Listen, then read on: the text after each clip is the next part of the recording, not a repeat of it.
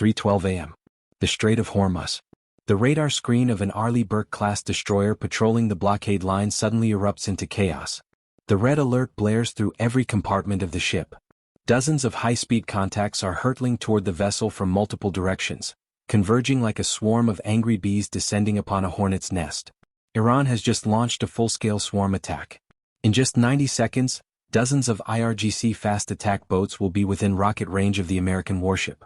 The question that hangs in the salt-heavy air is terrifyingly simple. Will the US Navy react in time, or will the Strait of Hormuz become a graveyard for the most powerful navy the world has ever known? The geopolitical landscape has been turned completely upside down. Diplomatic channels have collapsed entirely. Washington's maximum pressure campaign has backed Tehran into a corner from which there is no diplomatic escape. In a desperate bid for survival, the Islamic Revolutionary Guard Corps has launched what they call Operation Hormuz Gatekeeper. Their mission is singular and audacious. Establish absolute control over the world's most critical maritime chokepoint. Iran is no longer merely issuing threats from behind podiums and press conferences. They are demanding protection fees from every vessel transiting their waters. They are declaring openly that they will turn this narrow passage into a graveyard for any Western oil tanker daring to challenge their authority. At the eye of this gathering storm sits an Arleigh Burke-class Flight 3 destroyer. A $2 billion engineering masterpiece bristling with the most advanced weapon systems ever fitted to a surface combatant. But this warship is not alone. High above the clouds, Boeing's all-seeing eye, the P-8A Poseidon, the US Navy's premier maritime patrol and C-4ISR command hub, is continuously transmitting real-time battlespace mapping data to every asset in the fleet. The Poseidon detected the mobile missile launchers moving from their concealed positions. It spotted the fleet of high-speed boats leaving their hidden coves the moment they broke cover. Immediately, an MH-60R Seahawk helicopter was launched, deploying sonobuoys and advanced detection equipment to scan for Mohajim acoustic mines lurking beneath the murky waters of the strait. Over the Strait of Hormuz, the digital fog begins to thicken. The P-8A Poseidon shifts from passive surveillance to active, direct coordination of the entire fleet's response. The crew deploys a series of N/SSQ-53G sonobuoys. Originally designed for anti-submarine warfare, these sophisticated sensors are now recalibrated to detect the acoustic signatures of IRGC speedboat engines amid the turbulent waves. A real-time digital map is established with extreme precision, pinpointing every element of the Iranian fleet's location. The data is immediately encrypted and transmitted to every friendly asset via the Link 16 tactical data system. Thanks to this data, the MH-60R Seahawk flying on the edge of the combat zone carries out the first physical strike. From a distance of 8 kilometers, well beyond the range of Iran's 12.7mm heavy machine guns, the crew locks onto the IRGC command vessels using the MTS electro-optical targeting system. 2 AGM-114 Hellfire missiles scream from the helicopter's weapons pylons, tearing through the night with long trails of fire. The laser-guided missiles strike with absolute precision, destroying the lead boats in a spectacular blaze of fire and shrapnel. The IRGC formation immediately falters. Its floating command center is destroyed. Communication between the smaller boats begins to break down as the swarm loses its brain. But Iran is not finished. The IRGC immediately launches an asymmetric counterattack. An electronic wall is erected over the battlefield. Hundreds of Ababil decoy drones are launched from coastal caves, flooding the Arleigh Burke Spy 6 radar with false contacts. The initial 50 targets suddenly multiply into 500 flickering blips on the combat display. The Aegis combat system struggles to classify threats amid intense metallic clutter and high-intensity electronic noise. Simultaneously, FAR 5 rocket launchers positioned on the coastal cliffs unleash a coordinated barrage. But they are not targeting the ship directly. Instead, they fire hundreds of rockets into the water in a precise grid pattern around the US destroyer. Massive water columns, 15 meters high, erupt in sequence, creating a continuous curtain of saltwater spray and steam that completely shrouds the ship. This is a tactical smokescreen, designed to blind infrared sensors and laser rangefinders, forcing the American crew to operate in an incredibly dense sea of digital and physical interference. The battle reaches its absolute climax as Iranian coastal anti-ship missile units begin locking onto the US fleet. The Arleigh Burke-class destroyer immediately initiates counterattack operations. Utilizing the precise coordinates from the P-8A Poseidon overhead, the Mark 41 vertical launch system fires a salvo of precision-guided missiles. The threatening coastal launchers are destroyed the very moment they achieve radar lock. Simultaneously, the SLQ-32 electronic warfare system emits an extremely powerful concentrated energy beam, overwhelming the receivers of every IRGC coastal radar in range. This combined firepower and electronic warfare strike creates a temporary blind spot along the entire Iranian coastline. A narrow window of opportunity that the US Navy has been waiting to exploit. As the main air bases are overwhelmed with long-range interception missions, a pair of A-10C Thunderbolt IIs from Al Dhafar Air Base are urgently deployed. These Warthogs have been specifically trained for the swarm-busting scenario. Unlike supersonic fighters that scream past at Mach speed, the A-10 can maintain a steady, deliberate flight at 300 knots. Combined with the sniper advanced targeting, pod and night vision systems, it becomes the perfect predator. Patient enough to hunt down each fast-moving boat in the darkness of the vast open sea. Exploiting a gap in Iran's air defense coverage, the pair of Warthogs plunge from the clouds.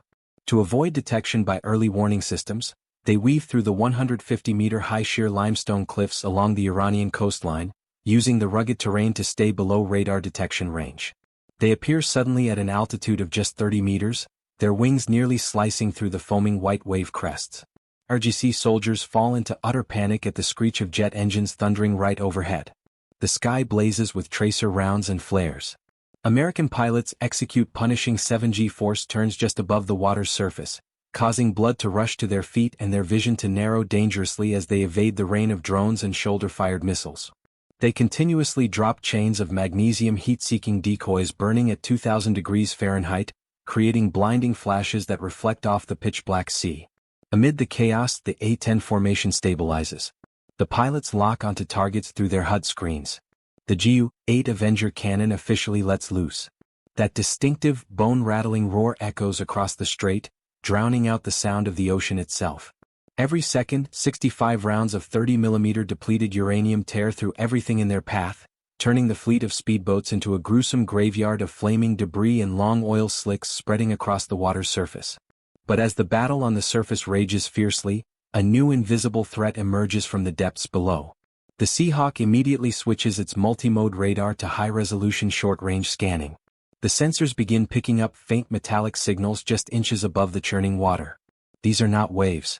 They are the rhythmic signatures of Iran's Mohajem-class smart mines. Sophisticated explosive devices anchored to the seabed, designed to detonate via acoustic or magnetic triggers when a warship passes overhead. The pilot's voice echoes over the secure communication network at emergency priority. The swarm is not the only threat.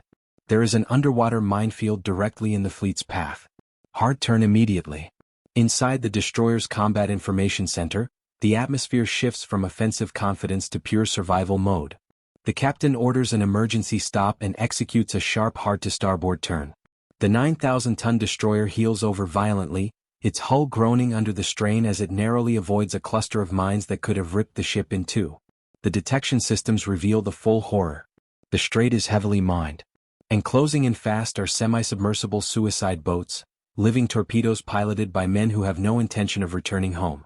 The Arleigh Burke finds itself caught in a devastating pincer movement.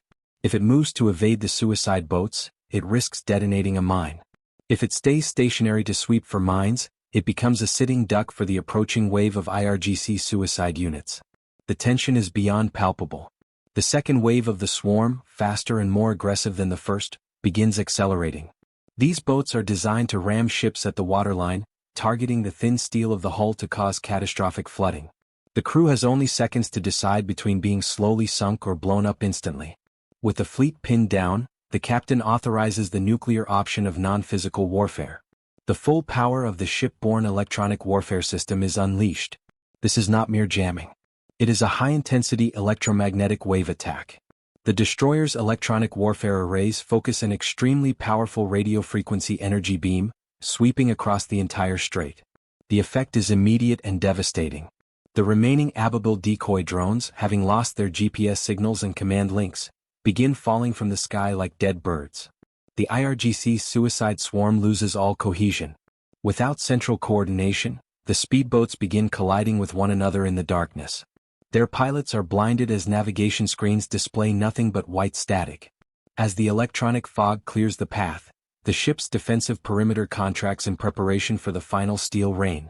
Raytheon's Phalanx CIWS, the close-in weapon system affectionately nicknamed the hot-tempered R2D2 by the crew, begins its automatic search and destroy cycle. Its internal radar locks onto any object moving faster than 20 knots within its defensive radius. The M61 Vulcan 20mm Gatling cannon begins to rotate, spitting out a continuous stream of tungsten armor-piercing rounds at a rate of 4,500 rounds per minute. The night sky is illuminated by continuous muzzle flashes as the Phalanx system shreds the living torpedoes less than 500 meters from the ship's hull. Simultaneously, the 5-inch Mark 45 Mod 4 naval gun at the ship's bow begins firing at rapid rate. It uses airburst rounds with multifunctional fuses, programmed to detonate precisely at a height of 3 meters above the water surface. Each detonation creates a deadly cone of fire containing thousands of shrapnel fragments. This rain of molten metal sweeps away the last remaining IRGC speedboats that manage to evade the Phalanx barrage. The strait, once a chaotic swarm of Iranian aggression, is now a graveyard of sinking hulls and shattered dreams. The US Navy did not merely survive the blockade. It systematically dismantled the IRGC's entire naval doctrine in a matter of minutes. Tehran's greatest hope was extinguished by the superior integration of American fire control systems and overwhelming electronic superiority. The nature of the battle officially shifts from desperate defense to all-out retaliation. The Arleigh Burke-class destroyer is no longer prey. It has become the hunter. High above, the P-8A Poseidon uses its APY-10 radar to see through the gunfire and water spray, pinpointing the exact source of the aggression. The hidden missile silos and submarine bunkers of the IRGC, carved deep into the limestone cliffs of Keshim Island. The coordinates are transmitted in real time to the A-10 Warthogs circling overhead. The Warthogs return for a final, devastating strike. This time carrying Raytheon's GBU-12 Paveway 2 laser-guided bombs. Guided with absolute precision by the Poseidon's laser designation system, the A-10s drop their ordnance. The bombs strike the cave entrances with surgical accuracy, triggering massive secondary explosions from fuel and ammunition depots within. The IRGC's secret bunkers collapse, burying the remaining reserve forces under thousands of tons of rock and debris. By 5 a.m. the blockade is completely shattered. The Arleigh Burke-class destroyer advances deep into the main shipping lane, asserting absolute control, leaving behind the ruins of an ambitious campaign that has gone up in smoke. Tehran's Operation Hormuz Gatekeeper has been systematically dismantled in less than 2 hours. The strategic advantage Iran had hoped to secure, the power to hold the global oil supply hostage, has vanished into the morning mist. All that remains is the smell of burning fiberglass and shattered ambitions drifting across the water. What would have happened if Iran had not launched that reckless swarm attack? If Tehran had opted for a stealthy strategy, relying solely on secretly laying mines and lying low, they might have forced the United States into a grueling weeks-long mine-sweeping operation. They could have stalled the global economy through sustained instability and uncertainty. But by choosing open aggression, they walked straight into the Pentagon's trap. They gave the US Navy a clear, identifiable target. They allowed A-10 Warthogs and Arleigh Burke destroyers to turn the strait into a live-fire range. Iran did not merely lose a naval battle. It lost its most powerful geopolitical strategic asset. A single tactical miscalculation by the IRGC caused their greatest hope for regional dominance to end in a humiliating and devastatingly swift defeat. The Strait of Hormuz passage as Iran knew it is gone. America just destroyed Tehran's final hope.